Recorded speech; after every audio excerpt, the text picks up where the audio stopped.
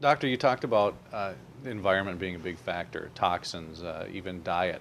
Are there things that we can do, and how early do you start this in children to hopefully prevent this coming on in a couple years? Preconception.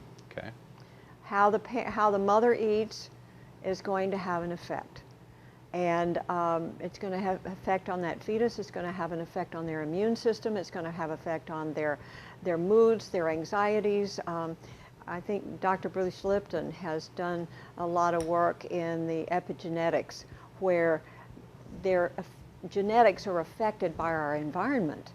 And so if you've got a mother that's peaceful while she's pregnant, you're going to have a developing fetus that's going to come out a bit different, with more intellect and probably a little larger head and certainly a little larger frontal lobe than a mother that's frantic and anxious and lives with that anxiety the whole time she's pregnant.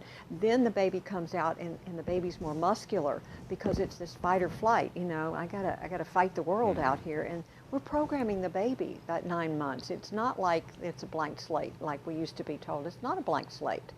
So you start then. Then you're cautious. Everybody's an individual, but there are some things that are pretty across the board. We know refined sugars don't work. We know processed foods don't work.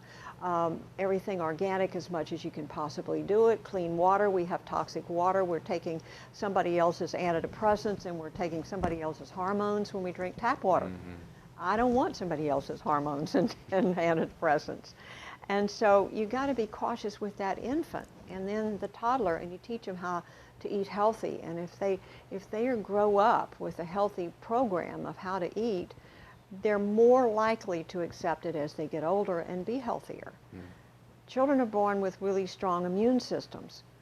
And I'm also taking another direction. I don't care what they say about autism and these vaccines. These vaccines have lots of toxins in them. And the moment you give a baby a vaccine, you have reduced that baby's immune system. You shocked it right there. And that baby came out with a really good immune system. So I'm pretty picky on things like that.